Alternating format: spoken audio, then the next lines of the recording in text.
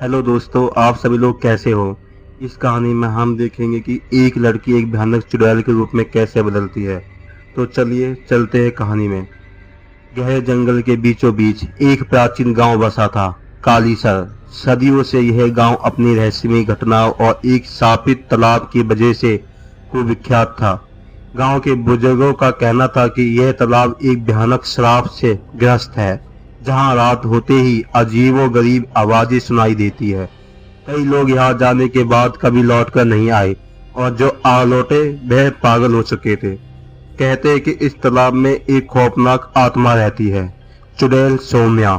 सौम्या कभी इसी गांव की एक साधारण लड़की थी, लेकिन जब उसके साथ हुए अन्याय और दर्द ने उसे राक्षसी बना दिया, तो उसके खून और बदले की प्यास में पूरा गांव दहला दिया। उसके मरने के बाद भी उसकी आत्मा इस तालाब में भटकती रही। अब जो भी इस तालाब के पास जाता है, उसे सौम्या की रूह अपने साथ खींच लेती है। सालों बाद गांव में एक नई हलचल मची।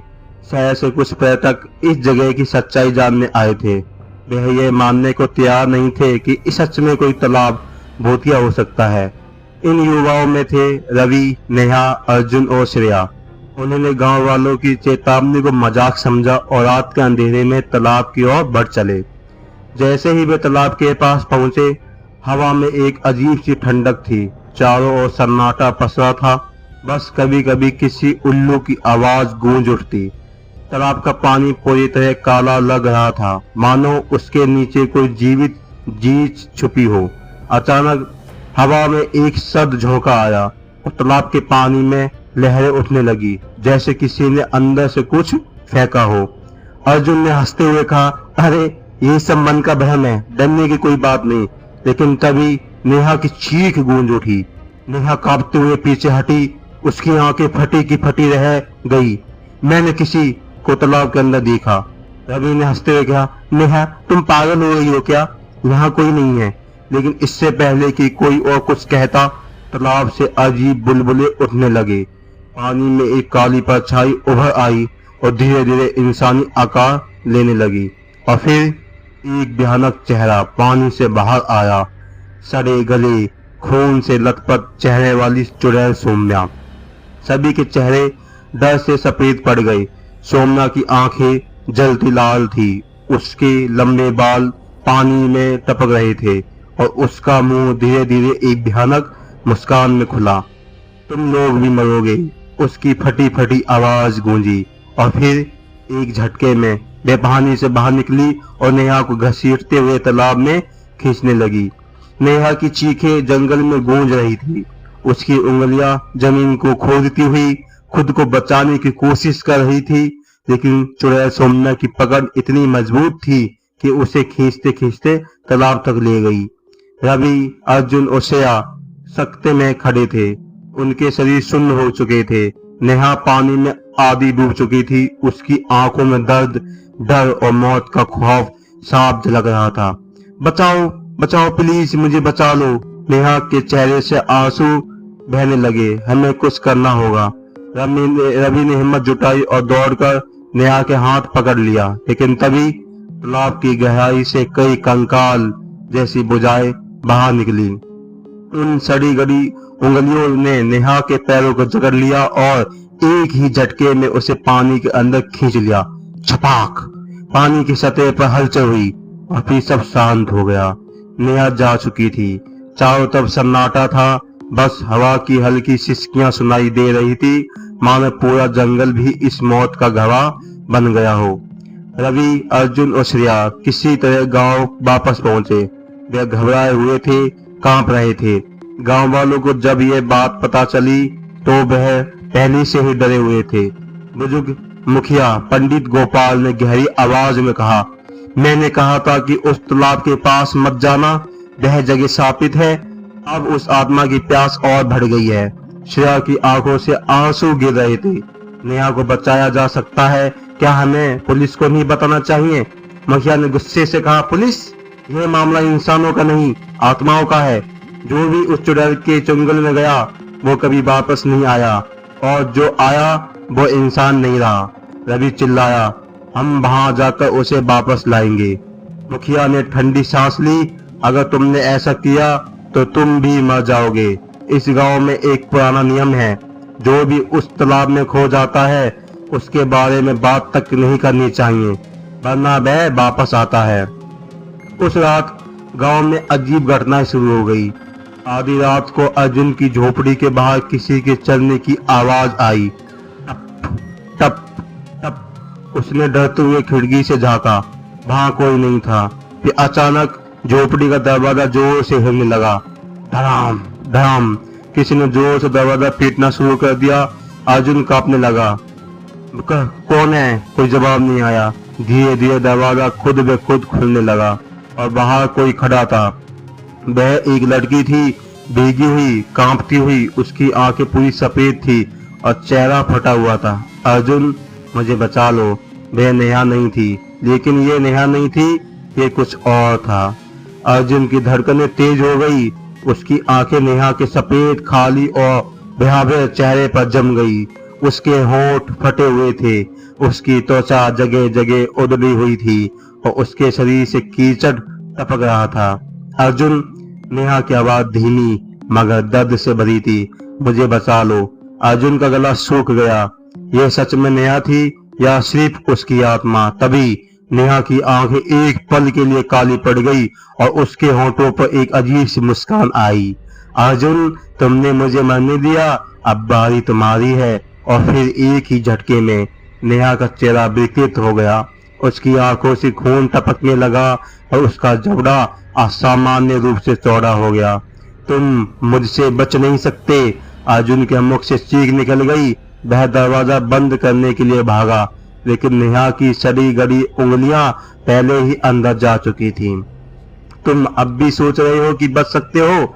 अर्जुन ने पूरी ताकत से दरवाजा धक्का दिया और किसी तरह उसे बंद कर दिया। वह कांपते हुए पीछे हटा और दीवार से टिक गया। बाहर से किसी के खुरदरे नाखून दरवाजे को खरोंच रहे थे। और फिर सब कुछ शांत हो गया। अर्जुन ने रात जैसे तैसे गुजारी। सुबह होते ही वह रवि और श्रेया के पास पहुंचा और सब कुछ बताया। रवि का चेहरा सख्त हो गया। हमें उस तालाब के पीछे का सच जानना होगा। यह चुड़ैल आखिर क्या चाहती है? श्रेया सहम गई। क्या हो अगर वो हमें भी मार दे? अर्जुन ने गहरी सांस ली। अगर हमने सच नहीं जाना तो हम वैसे भी मर जाएंगे। वे गांव के मुखिया के पास पहुंचे। मुखिया ने उनकी बात सुनी और फिर एक पुरानी किताब निकाली। इस गांव का सबसे बड़ा रहस्य यही है, ये तालाब पहले एक मंदिर था। रवि चौंक गया। मंदिर? तो इसे तालाब में किसने बदला? मुखिया की आंखें उदासी से बह गई। सौम्या ने। सौम्या इस गांव के ही एक ब्राह्मण परिवार की लड़की थी। वह सुंदर, भोली और मासूम थी, लेकिन उसकी सुंदरता ही उसकी सबसे बड़ी सजा बन गई। गांव के ठाकुर, जो एक निर्दयी आदमी था, उसकी खूबसूरती पर फिदा हो गया। जब सौम्या ने उसके गलत इरादों को ठुकराया तो उसने गांव वालों को भड़का दिया कि सौम्या एक डायन है। एक पागल भीड़ ने सौम्या को खींचकर गांव के मंदिर में कैद कर दिया और वहीं जिंदा जला दिया। उसकी चीखें आज भी इस तालाब में गूंजती है। मुखिया ने कहा। रवि का गला सूख गया। लेकिन अब वो हमें क्यों मार रही है? मुखिया की आवाज गहरी हो गई। क्योंकि जब भी कोई उस तालाब में जाता है वह उसकी आत्मा को अपने साथ खींच लेती है, ताकि वह अकेली ना रहे। अर्जुन की आंखें फैल गई। तो अब क्या किया जाए? मुखिया ने धीरे से कहा। तुम लोग वहां जाओगे और इस श्राप को खत्म करोगे। अर्जुन, रवि और श्रेया ने रात होते ही तालाब की ओर कदम बढ़ाए। चारों ओर सन्नाटा था। हवा में एक अजीब सी ठंडक थी। तालाब के पास पहुंचते ही हवा में धीमी धीमी शिशियां सुनाई देने लगी। बचाओ। यह आवाज नेहा की थी। रवि ने डरते हुए तालाब की ओर देखा। पानी में हलचल हो रही थी और फिर धीरे धीरे एक कंकाल जैसी आकृति उभरने लगी। हड्डियों से झांकता हुआ सड़ा गला चेहरा, बालों की उलझी लटें और जलती हुई लाल आंखें। क्यों आए हो यहाँ? सौम्या की भयानक आवाज हवा में गूंज उठी। रवि, अर्जुन और श्रेया स्तब्ध खड़े रहे। ठंडी हवा उनकी हड्डियों तक घुस रही थी। अर्जुन ने हिम्मत जुटाकर कहा, हम इस श्राप को खत्म करने आए हैं। हम तुम्हें शांति देना चाहते हैं।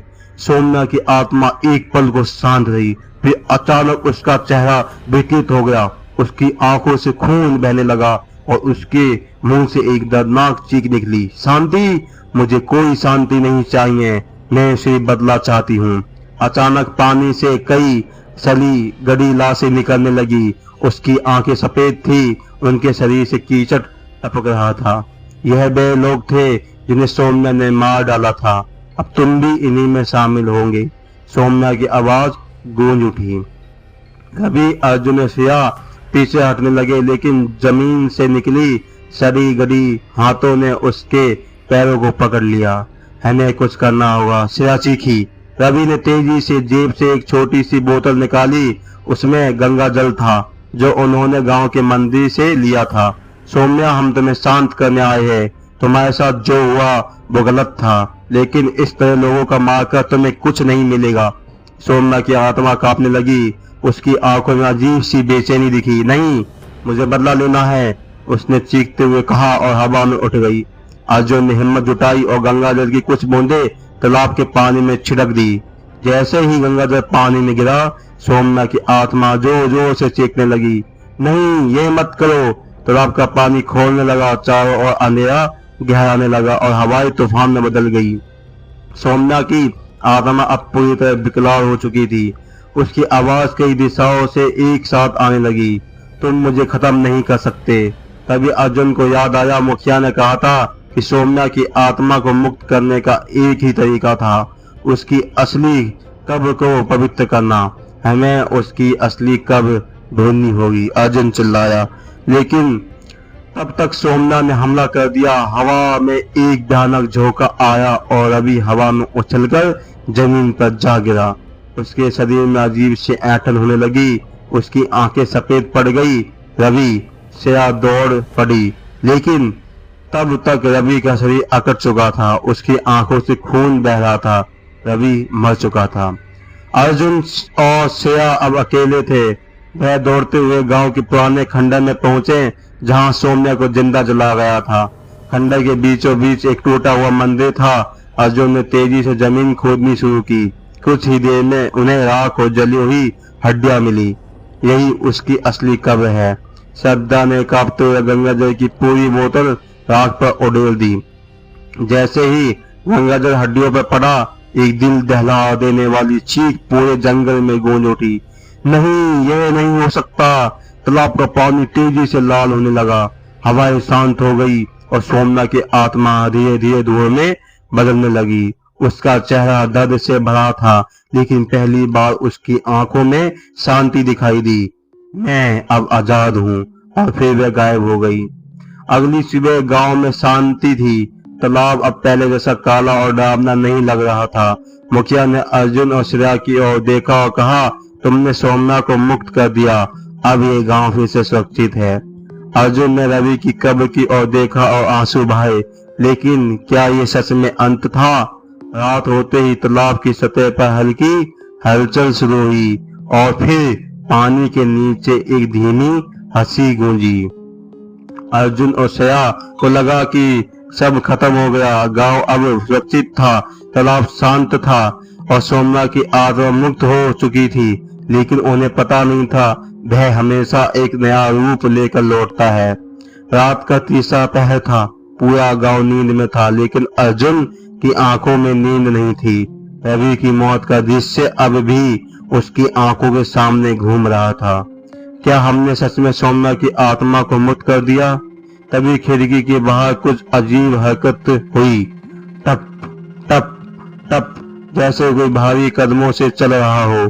अर्जुन ने धीरे से खिड़की के बाहर झांका और वह दृश्य देखकर उसकी रूह कांप गई। तालाब के किनारे कोई खड़ा था, रवि, लेकिन वह रवि नहीं था। उसका चेहरा पूरी तरह से काला पड़ चुका था। उसकी आंखें पूरी तरह सफेद थी और उसकी गर्दन एक अजीब कोण पर मुड़ी हुई थी, जैसे किसी ने उसे तोड़ दिया हो। अर्जुन, मुझे बचा लो। अर्जुन का पूरा शरीर जड़ हो गया। रवि की लाश धीरे धीरे उसकी ओर बढ़ने लगी। तुमने मुझे मरने दिया, अब तुम भी मरोगे। और तभी रवि की लाश दौड़ पड़ी। अर्जुन ने झटके से खिड़की बंद की, लेकिन अगले ही पल धड़ाम, रवि की सड़ी गड़ी उंगलियां खिड़की पर आ गई। उसकी नाखूनों से खून टपक रहा था और उसकी आंखों से एक भयानक लाल रोशनी निकल रही थी। तुम बच नहीं सकते, चुड़ैल कभी नहीं मरती। अर्जुन ने किसी तरह दरवाजा खोला और बाहर भाग निकला। गांव अब भी सो रहा था, लेकिन हवा में एक अजीब सी बेचैनी थी। वे श्रेया के घर की ओर भागा। दरवाजा खुला था। अंदर घुसते ही उसका दिल धड़क उठा। फर्श पर खून फैला हुआ था। श्रेया दीवार के पास खड़ी थी। उसके चेहरे पर घबराहट थी। अर्जुन, मुझे कुछ अजीब लग रहा है। अर्जुन ने चारों ओर देखा।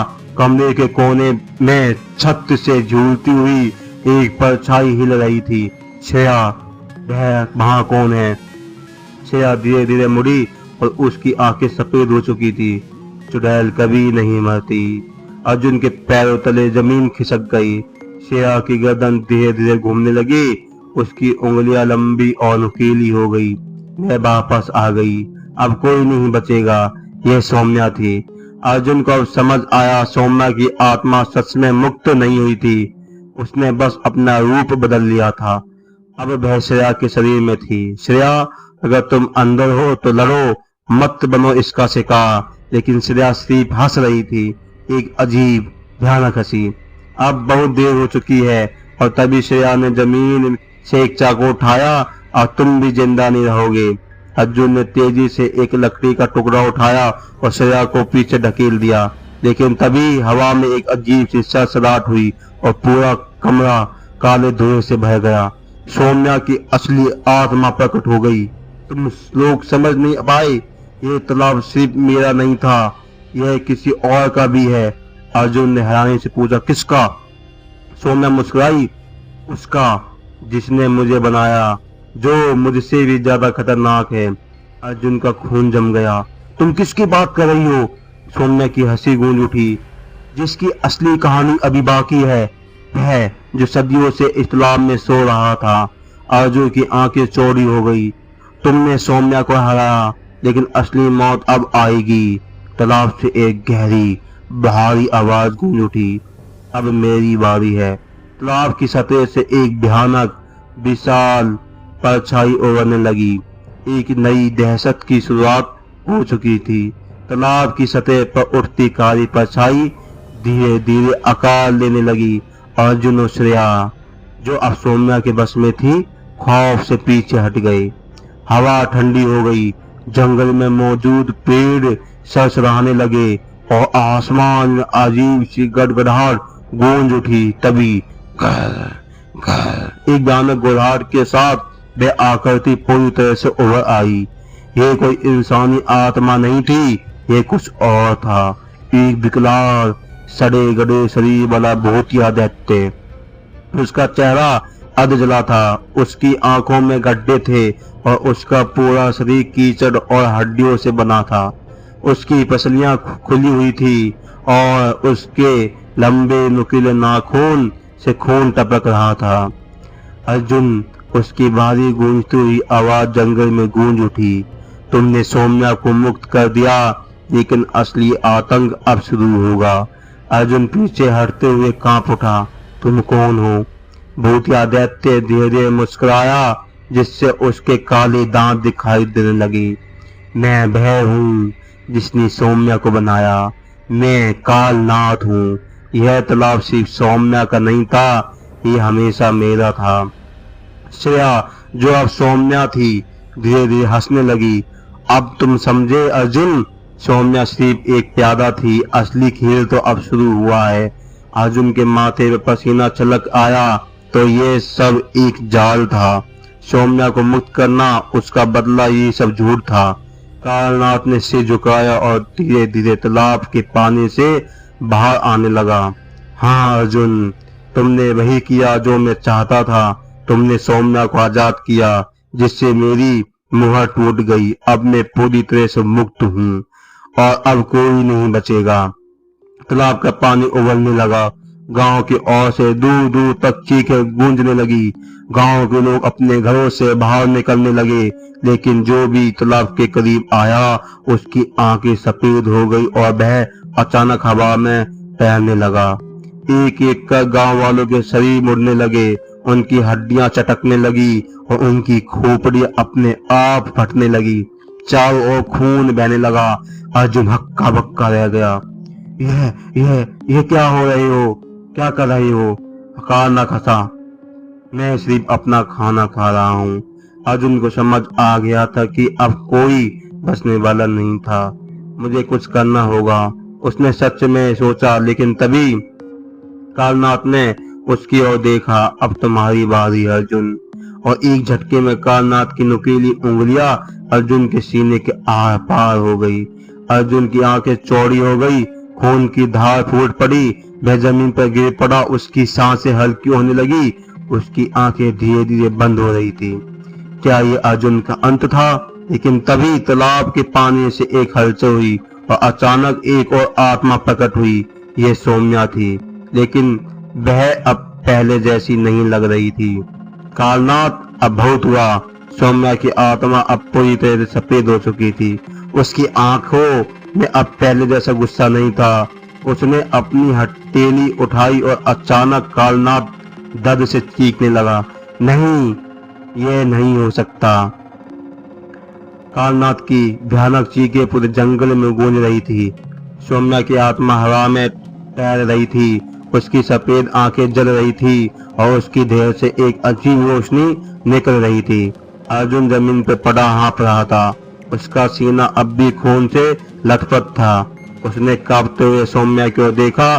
तुम सच में हमारी मदद कर रही हो? सौम्या ने धीरे से सिर झुकाया, लेकिन उसके होठों पर अब भी एक हल्की मुस्कान थी। मैंने हमेशा सिर्फ बदला चाहा था, लेकिन तुमने मुझे सिखाया कि बदला ही सब कुछ नहीं होता। कालनाथ अभी भी तड़प रहा था, लेकिन उसने अपनी काली सड़ी गड़ी आंखें ऊपर उठाई हंस पड़ा। हा, क्या तुम सच में सोचते हो कि मुझे रोका जा सकता है?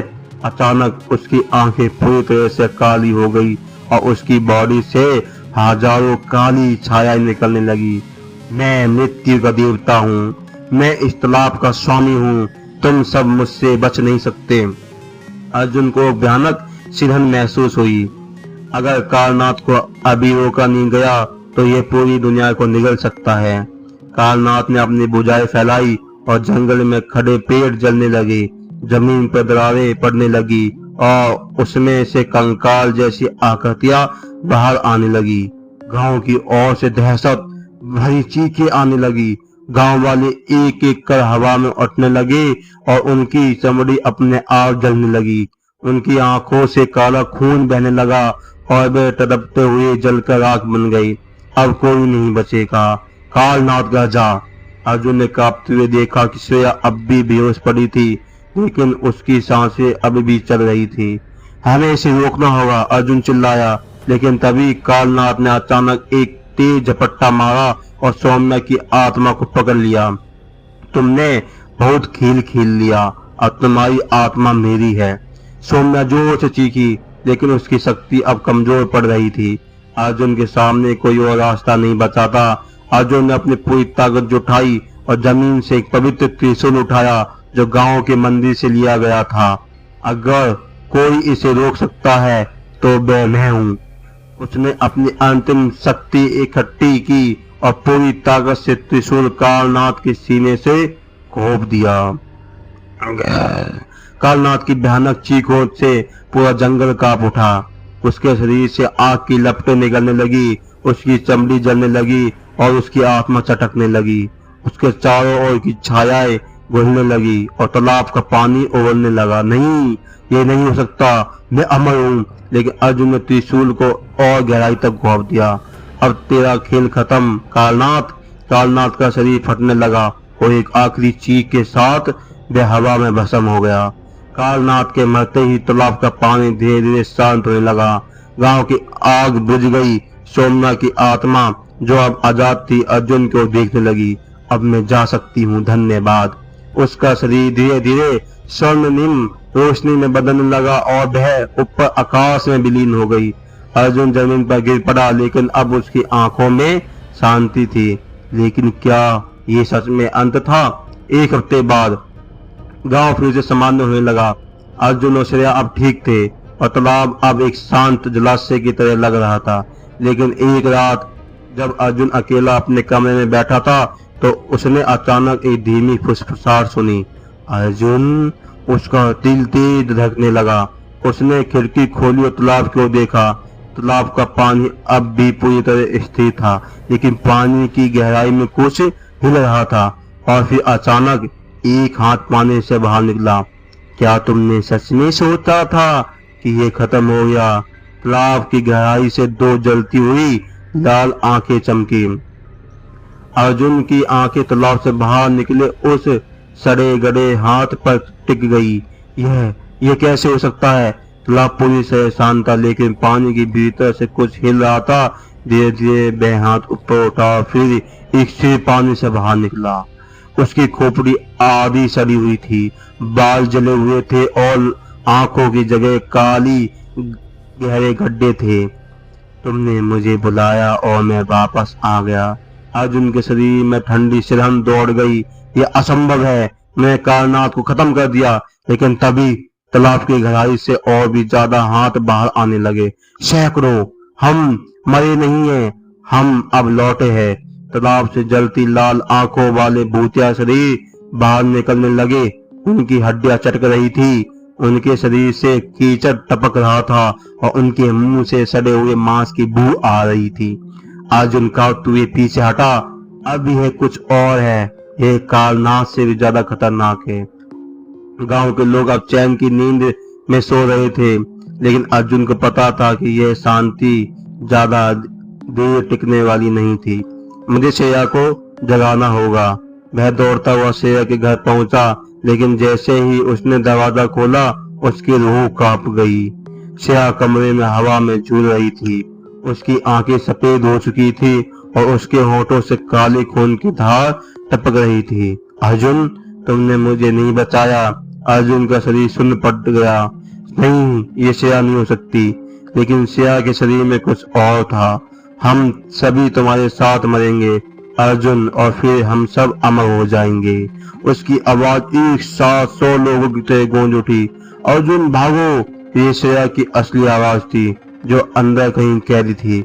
अर्जुन को समझ आ गया, जो भी तालाब में मरा था उसकी आत्मा अब किसी और की नहीं, बल्कि कालनाथ से भी पुराने शैतान अघोरनाथ की गुलाम बन चुकी थी। अघोरनाथ, ये कौन है? तभी पूरे घर में दरारें पड़ने लगी। अब मैं आ रहा हूँ अर्जुन, मौत के द्वार खोलो। तालाब के पानी से एक विशाल आकृति उभरने लगी। कालनाथ से भी बड़ा, अधिक विकराल और पूरी तरह अंधेरे से बना हुआ। उसकी आंखें आग की तरह जल रही थी। उसकी छाया इतनी गहरी थी कि चांद की रोशनी भी उसमें समा गई। मैं अघोरनाथ हूँ, मृत्यु का असली देवता। हवा में हर दिशा से चीखें उठने लगी। गांव के लोग अपने घरों से बाहर भागने लगे, लेकिन वह देखते ही देखते अंधेरे में समा गई। उनकी आत्माएं एक एक कर जलकर राख बन रही थी। अर्जुन को समझ आ गया कि यह सिर्फ आत्माओं की चुड़ैल या तालाब का श्राप नहीं था, यह तो पूरी दुनिया को खत्म करने आया था। अर्जुन के सामने अब दो ही रास्ते थे, या तो वे भाग जाए या यह जानने की कोशिश करे कि अघोरनाथ को कैसे रोका जा सकता है। लेकिन क्या कोई उम्मीद बची थी? गांव अब नरक बन चुका था। चारों ओर चीखे, खून और जलती हुई आत्माओं का तांडव था। अर्जुन के सामने अघोरनाथ खड़ा था, एक ऐसा भूतिया दैत्य जो कालनाथ से भी ज्यादा खतरनाक था। उसकी काली धुआं छोड़ती देह पूरी पृथ्वी को अपने अंधेरे में समेटने लगी। अब कोई नहीं बचेगा। अर्जुन का पूरा शरीर सुन्न पड़ गया। उसने अपने सामने देखा, गांव के लोग एक एक कर जल रहे थे। उनकी आत्माएं उनकी आंखों से बाहर निकल रही थी और सीधे अघोरनाथ के भीतर समा रही थी। मैं हर आत्मा को खा जाऊंगा और फिर पूरी दुनिया मेरी होगी। तालाब अब एक विशाल खोलते हुए रक्त कुंड में बदल चुका था। उसकी सतह पर हड्डियां तैर रही थी और अंधेरे की परछाई गांव के हर कोने में फैलने लगी थी। यह सिर्फ एक तालाब का श्राप नहीं था, ये पूरी दुनिया के विनाश की शुरुआत थी। अर्जुन की नजरें श्रेया पर पड़ी। वह अब भी हवा में झूल रही थी। उसकी आंखें सफेद और शरीर अकड़ा हुआ था। अगर अघोरनाथ को रोकना है तो पहले श्रेया को बचाना होगा। अर्जुन ने हिम्मत जुटाकर आगे बढ़ने की कोशिश की, लेकिन तभी धड़ाम अर्जुन जमीन पर गिर पड़ा। उसकी पूरी देह में बिजली दौड़ गई। उसकी पीठ पर किसी ने पैर रखा था। तुमने मुझे बुलाया और अब तुम मुझसे भाग नहीं सकते। यह रवि था, लेकिन अब वह इंसान नहीं था।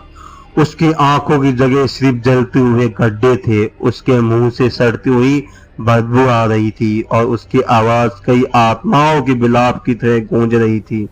अब तुम भी हमारे साथ मरोगे अर्जुन। अर्जुन चीखते रवि को पीछे धकेलने की कोशिश करने लगा, लेकिन रवि अब इंसान नहीं, एक अभिशप्त आत्मा था। तुम जीत नहीं सकते अर्जुन। अघोरनाथ ने हवा में अपनी भुजाएं फैलाई और पूरा आसमान काले बादलों से ढक गया। अब इस गांव की आत्माएं मेरी है। गांव के बचे कुचे लोग जमीन पर गिरने लगे। उनकी चमड़ी अपने आप चटकने लगी और उनकी आंखों से खून बहकर तालाब में गिरने लगा। अर्जुन पूरी ताकत से चिल्लाया, नहीं, यह नहीं हो सकता। लेकिन अघोरनाथ से फंसा। तुम बेवजह संघर्ष कर रहे हो अर्जुन, मुझे रोक नहीं सकता। तभी श्रेया की आत्मा जोर से कांप उठी, नहीं, मैं तुम्हें जीतने नहीं दूंगी। और तभी हवा में एक चमक उठी। धड़ाम श्रेया का शरीर जमीन पर गिरा और उसकी आंखों में रोशनी लौट आई। वह अब भी जिंदा थी। अर्जुन, अघोरनाथ को मारने का एक ही तरीका है। अर्जुन ने घबराते हुए पूछा, क्या तरीका? श्रेया हाँफते हुए बोली, अघोरनाथ को सिर्फ वही मार सकता है जिसने उसे पहली बार बुलाया था। अर्जुन के होश उड़ गए। मतलब? श्रेया की आंखों में आंसू थे। वह इंसान मैं ही हूँ। अर्जुन का पूरा शरीर झंझना उठा, नहीं, ये सच नहीं हो सकता। लेकिन तभी अघोरनाथ जोर से गरजा, हाँ अर्जुन, ये सच है। श्रेया ही वह माध्यम थी जिससे मैं इस दुनिया में वापस आया।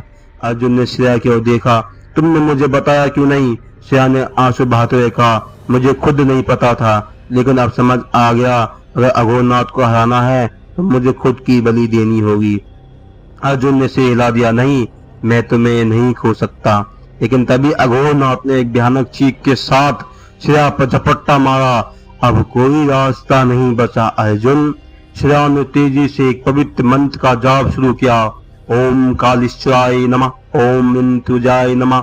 अर्जुन देख रहा था अघोरनाथ की शक्ति धीरे धीरे कम होने लगी। नहीं, ये नहीं हो सकता। लेकिन तभी श्रेया की आंखें आंसुओं से भर गई। अर्जुन, अब अलविदा। उसने अपने दोनों हथेलियां खोली और पूरी ताकत से खुद को तालाब में झोंक दिया। नहीं, अर्जुन चीख पड़ा। श्रेया तालाब के भीतर समा गई। अचानक पूरी धरती कांप उठी। तालाब में विशाल लपटें उठने लगी। अघोरनाथ की चीखें पूरे जंगल में गूंज उठी। अर्जुन ने देखा अघोरनाथ अब जलने लगा। नहीं, मुझे मरना नहीं है। लेकिन अब बहुत देर हो चुकी थी। श्रेया का बलिदान पूरा हो चुका था। अघोरनाथ की आत्मा तालाब के भीतर खिंचने लगी और धीरे धीरे वे जलकर आंखें बदल गया। धड़ाम, एक आखिरी धमाके के साथ तालाब के पानी में एक बड़ा विस्फोट हुआ और फिर सब कुछ शांत हो गया। अर्जुन जमीन पर गिर पड़ा। चारों ओर खामोशी थी। गांव खत्म हो चुका था। सारे लोग मर चुके थे। तालाब अब पूरी तरह शांत था। अर्जुन की आंखों से आंसू बह रहे थे। श्रेया वे अकेला बचा था। लेकिन क्या ये सच में अंत था? कुछ सालों बाद वहां अब कोई गांव नहीं था, कोई इंसान नहीं था। तालाब अब पूरी तरह सूख चुका था। लेकिन एक रात आसमान में बादल गुबगुनाने लगे और फिर अचानक तालाब की सूखी मिट्टी में एक छोटी सी दरार पड़ी और उस दरार से धीरे धीरे एक काला हड्डियों से बड़ा हाथ बाहर निकला। तुमने सोचा कि ये खत्म हो गया। तुमने सोचा कि खत्म हो गया। अर्जुन, जो अब एक दूसरी जगह पर था, अचानक नींद से जाग उठा। उसका दिल जोर जोर से धड़क रहा था। उसकी सांसें तेज हो गई। यह सपना था या हकीकत? लेकिन तभी कमरे में हल्की हल्की सरसराहट होने लगी।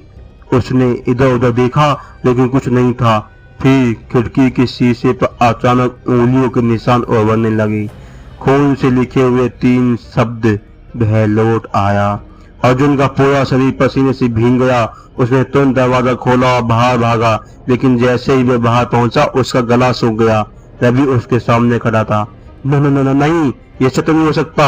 रवि, जिसे अर्जुन ने खुद अपनी आंखों के सामने मरते देखा था, अब जिंदा था, लेकिन यह वही रवि नहीं था। उसकी आंखों में गहरे काले गड्ढे थे, उसकी त्वचा पर बड़े बड़े चीरे पड़े थे, जिनसे गाढ़ा काला खून बह रहा था। अर्जुन, मुझे क्यों मारा? अर्जुन पीछे हटने लगा। तुम तो मर चुके हो। रवि ने धीरे धीरे सिर झुकाया, फिर अचानक उसका सिर असामान्य रूप से 180 डिग्री तक घूम गया। हाँ, लेकिन अब मैं वापस आ गया हूँ। पर सिर्फ मैं ही नहीं। अर्जुन ने चारों ओर देखा। गांव के सभी मरे हुए लोग हवा में झूल रहे थे। उनकी आंखें सफेद हो चुकी थी और उनके होठों पर एक भयानक मुस्कान थी। अब कोई नहीं बचेगा, ये सिर्फ शुरुआत है। अर्जुन पूरी ताकत से भागा। वह जानता था कि अगर वह रुका तो यह आत्मा उसे भी खत्म कर देगी। लेकिन अब सवाल यह था, यह सब कर कौन रहा था? अघोरनाथ तो मर चुका था, फिर ये कौन है? तभी हवा में एक धीमी गहरी हंसी गूंजी। हा हा हा, तुमने समझा कि अघोरनाथ ही सबसे बड़ा शैतान था? अर्जुन के कदम थम गए। वह जानता था कि यह आवाज किसी इंसान की नहीं थी। अचानक उसके सामने एक छाया प्रकट हुई, एक लंबा कंकाल जैसी आकृति वाला शरीर, जिसकी हड्डियां जल रही थी। उसकी आंखों में सिर्फ अंधेरा था। उसके हाथों की उंगलियां नुकीली तलवारों जैसी थी। मैं ही सच्चा आतंक हूँ, मैं महाकाल हूँ। अर्जुन का दिमाग सुन्न हो गया। अघोरनाथ सिर्फ एक मुहावरा था। महाकाल धीरे धीरे मुस्कुराया। हाँ, और अब तुम्हारी बारी है अर्जुन, तुम मेरी सबसे कीमती मोहरे हो। महाकाल ने अपनी भुजाएं फैलाई और पूरा आकाश काले धुएं से भर गया। अर्जुन की सांसें रुक गई। मुझे कुछ करना होगा। लेकिन महाकाल अब धीरे धीरे अर्जुन के करीब आ रहा था। तुम भाग नहीं सकते, तुम्हारा अंत यही होगा। और फिर एक झटके में उसने अपनी उंगलियां अर्जुन की छाती के आर पार कर दी। अर्जुन की आंखों से खून की धार बह निकली। क्या यह अर्जुन का अंत था? महाकाल की नुकीली उंगलियां अर्जुन की छाती के आर पार हो चुकी थी। अर्जुन की आंखों से खून बह रहा था। उसकी सांसें धीमी हो रही थी। अब तुम्हारा समय समाप्त हो गया अर्जुन। महाकाल की गूंजती हुई आवाज हवा में फैल गई। अर्जुन की नजरें धुंधली हो रही थी। उसे सामने श्रेया की छवि दिखाई दी।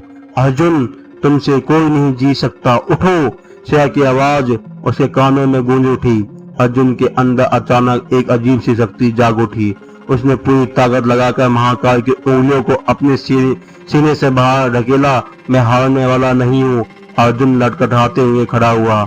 उसकी आंखों में अब डर नहीं था, बल्कि एक अद्भुत आत्मविश्वास था। महाकाल ने इस आंखें संकरी कर ली। तुम अब भी मुझसे लड़ने की सोच रहे हो? अर्जुन ने अपनी जेब से एक छोटी सी पवित्र माला निकाली, जो उसे गांव के पंडित ने दी थी। तू सिर्फ अंधेरा है, लेकिन मैं प्रकाश हूँ। महाकाल जोर से हंसा। तो दिखाओ मुझे तुम्हारी शक्ति। और फिर पूरा आकाश जल उठा। महाकाल ने अपनी पूरी ताकत अर्जुन पर छोड़ी। उसकी छाया पूरे गांव में फैल गई। आसमान में बिजली कड़कड़ने लगी और धरती हिलने लगी।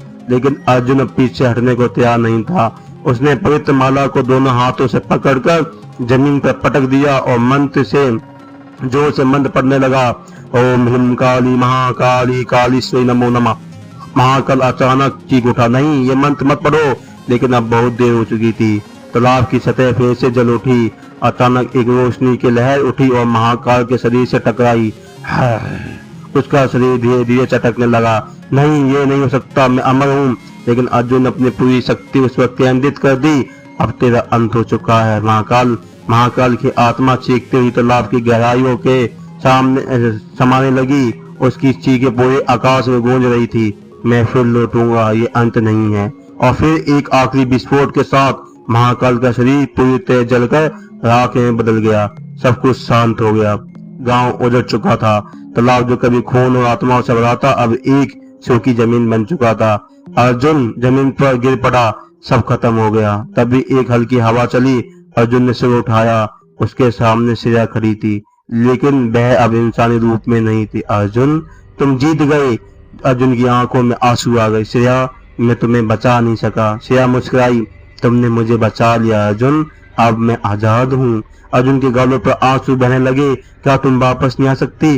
श्रेया ने सिर हिलाया। नहीं, मेरा समय पूरा हो चुका है, लेकिन हमेशा तुम्हारे साथ रहूंगी। और फिर धीरे धीरे श्रेया की आत्मा हवा में घुलने लगी। अर्जुन ने हाथ बढ़ाया, लेकिन वह सिर्फ खाली हवा को छू सका। अलविदा अर्जुन। और फिर श्रेया पूरी तरह से गायब हो गई। अर्जुन अकेला खड़ा रह गया। अर्जुन गांव से बाहर निकल गया। उसने पीछे मुड़ के आखिरी बार तालाब की ओर देखा। अब वहां सिर्फ एक सूखी जमीन थी, जैसे वहां कुछ भी ना हुआ हो। लेकिन जैसे ही उसने वहां से जाने के लिए कदम बढ़ाया, हवा में एक हल्की फुसफुसाहट गूंजी, हम हमेशा यहीं रहेंगे। अर्जुन का पूरा शरीर चीर उठा। उसने धीरे धीरे से झुकाया और बिना पीछे देखे जंगल के अंधेरे में चला गया। तो धन्यवाद दोस्तों, ये थी कहानी का अंत। आप सभी को कहानी को प्यार देने के लिए धन्यवाद। कृपया करके हमारे चैनल को सब्सक्राइब करें। दोस्तों, कहानी बनाने में बहुत मेहनत लगती है, बहुत दिमाग से सोचना पड़ता है। आप सभी हमारी फैमिली के मेंबर है, आप सभी का ध्यान रखना पड़ता है। तो थोड़ा सा प्यार हमको भी दीजिए, चैनल को सब्सक्राइब करिए। धन्यवाद। जय माता दी।